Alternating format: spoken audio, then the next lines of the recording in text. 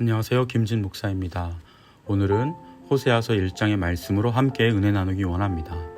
호세아서는 하나님께서 북이스라엘 여로보암 2세가 왕으로 있던 시대에 활동했던 호세아 선지자를 통해 주신 말씀입니다. 호세아 그 이름의 뜻은 구원, 하나님께서 구원하신다 라는 뜻입니다. 호세아서는 하나님 앞에 이스라엘의 불성실에 대한 하나님의 비통한 마음을 전하는 내용입니다. 하나님께서는 호세아 선지자에게 몸을 파는 여인과 결혼하라 하시며 그 삶을 비유삼아 이스라엘과 하나님과의 관계 가운데 일어나는 일을 말씀합니다. 음란한 이스라엘을 향한 그럼에도 불구하고 사랑하시는 하나님의 모습을 보여줍니다. 하나님께서는 호세아 선지자에게 가서 아내를 취하여 결혼하라 말씀합니다. 축하하고 기뻐할 일입니다. 그런데 그 아내는 음란한 여인 고멜이라 합니다. 그리고 음란한 자녀를 출산하라 말합니다. 그러면서 하나님께서는 그 자녀들의 이름까지 일러주십니다. 그 첫째 아이는 이스르엘이라는 이름을 지으라 합니다. 여로보암 2세는 예후에 의해 시작되었습니다. 예후는 이스라엘 골짜기에서 이스라엘의 아합 왕과 유다의 아하시아 왕을 살해합니다.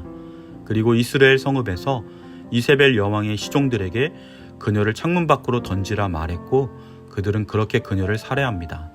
그 후 예후는 아합의 70명의 아들들을 죽이고 그들의 머리를 이스라엘에 있는 자신에게 가져오게 합니다.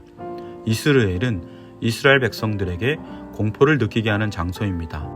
예후는 하나님의 명령에 따라 그 일을 하였지만 그럼에도 불구하고 하나님은 호세아에게 예후 왕조는 하나님을 기쁘시게 하지 못했다 말씀합니다. 예후의 뒤를 이은 왕들은 그 선임자들을 징벌하셨던 것과 동일한 우상 숭배의 길을 따릅니다.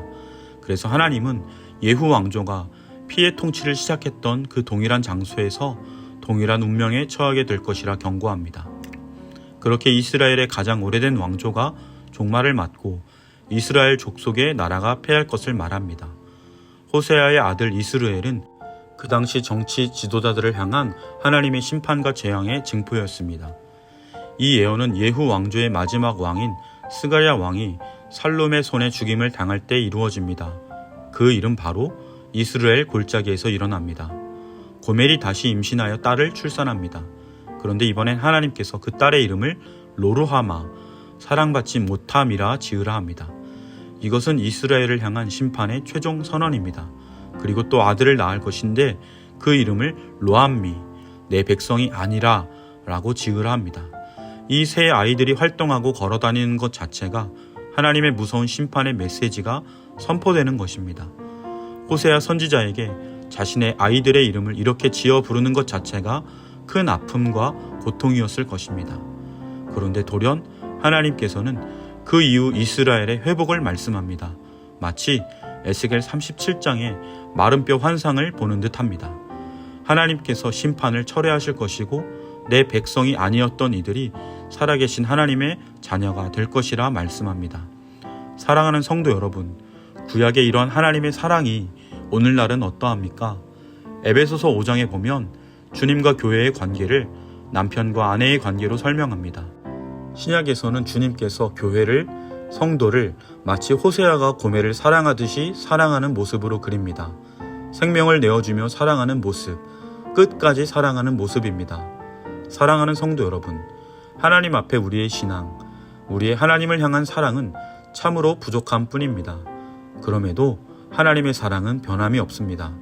성도는 무엇으로 사는 존재입니까? 하나님의 은혜 없이는 우리의 존재도 없습니다. 하나님의 사랑 없이는 한순간도 살 수 없는 존재가 우리임을 절대 잊지 마시길 바랍니다. 대부분의 성도님들은 과거의 믿음, 미래의 믿음이 좋습니다. 하나님께서 과거에 베풀어 주신 사랑과 은혜에 대한 믿음, 과거의 믿음이 좋습니다. 하나님께서 앞으로 베풀어 주실 사랑과 은혜에 대한 믿음, 미래의 믿음도 좋습니다. 그런데 이 믿음 또한 좋아야 합니다. 하나님께서 바로 오늘, 지금도 동일한 은혜와 사랑으로 함께하고 계신다는 하나님 임재의식이 있는 현재의 믿음도 좋아야 합니다. 오늘, 바로 지금도 우리는 하나님의 그 놀라운 사랑 안에 있습니다. 기도드리겠습니다. 참 좋으신 하나님 아버지, 우리의 삶의 모습은 하나님 앞에 늘 부끄러움 뿐입니다.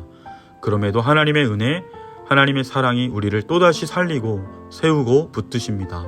오늘 하루도 하염없이 크고 높고 넓고 깊은 주님의 사랑 안에 그 은혜를 감사하며 기뻐하는 한 날이 되게 하여 주옵소서.